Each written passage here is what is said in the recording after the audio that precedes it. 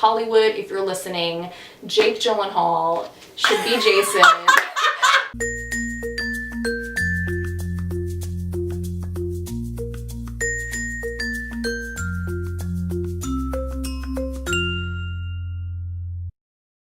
Hi guys! Today we're going to be bringing you our book reviews for November, yes. Yeah, for November. So November was crazy, like school-wise and student teaching-wise. So we only read one book each. Yeah, I actually read the book that I'm going to talk about, I read in 2 days. It took me 2 nights to read it. But that's because I just was so into it. But I was so into my book that I didn't want it to end, so I didn't read it in 2 days. Okay. The book that I'm going to be discussing with you guys is The Woman in Cabin 10 by Ruth Ware. This story was insane. From beginning to end, I completely did not know what direction the author was going to take it in. So it's about a woman. She's actually a journalist and her name is Lo, who basically gets put on an assignment to talk about this new cruise that is launching, or this new ship that's launching. She witnesses something that happens in cabin 10, which is right across from her room. Hears a scream and kind of like a splash. So she assumes that the woman in cabin 10 has been either pushed or jumped off of the ship. And she knows that there is a woman in that room because she talks to her the same night that she gets on the ship. So she deals with a lot of anxiety. She's a very anxious person. She takes antidepressants.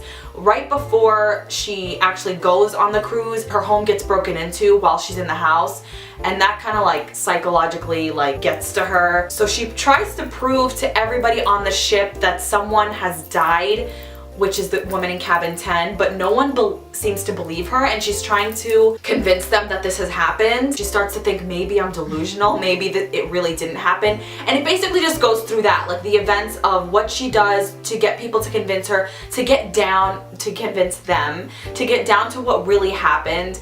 And the shock, or like the twist in the story, I had no idea what was coming. Like, I had no idea who it was. So when I found out, I was like, oh my god, that is insane. And then it just keeps like plummeting down from there. Like, it's not just that one twist. Like, it just keeps, the story kept twisting and twisting and twisting until it got to the final, line in the book, and it was great. I loved it. Like, I like twists and things that you never saw coming, but I hate when authors throw in a twist that makes no sense. It's like, you didn't even give us any clues to that ahead of time, so they're just sort of giving you, they just have an easy, do you know what I'm saying? Yeah. Like, they're like, oh, I'm just gonna choose this random person from nowhere and blame it on them, they're the killer. The person that was the killer was not random. I will say this though, I did have a feeling who it was, but the way that it was revealed was completely not what I was thinking. So I did know there was something going on with the person that did do it,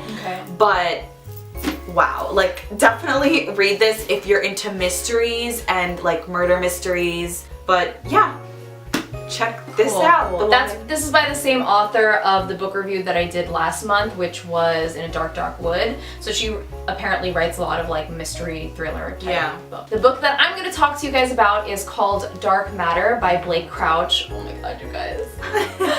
This is one of my favorite books that I've ever read in my entire life, and I don't even give that title really lightly. For a long time, It by Stephen King was my favorite book, and then Gone Girl, but oh my god, the moment I finished reading this book, I was like, I want to reread this. That's how good it is.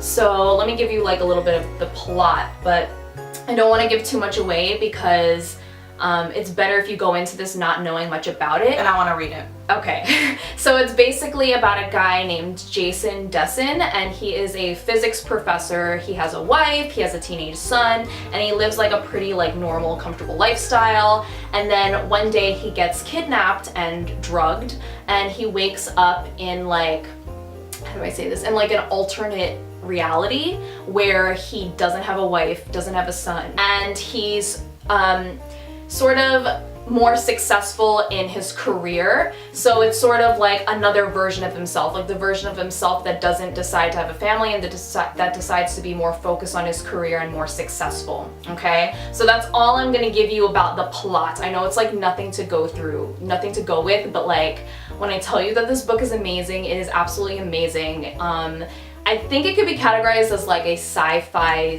thriller-esque, but it's also like a really, really like heartwarming love story, so I feel like that's why you would like it. Oh my god, are you serious? It's so freaking beautiful, like I can't even tell you. And like when I tell you that I like cried like almost every time that I picked up this book, I'm not even lying. Oh my And like gosh. not even just cried because like the events were sad, but because it's just like so like human, I guess. Like it makes you think about like the choices that you've made in your life and like whether you went down the right path or whatever. So it has a lot of like themes about like choices and like decision making and like I guess your existence or whatever in your future. So it has a lot of like really heavy subjects that it deals with, but it's like really, really good and like really touching. So I would definitely recommend that. I also want to say that like it's very scientific at times, but I think that the way that the author writes is easy to understand. Like it's accessible to people like me who are not like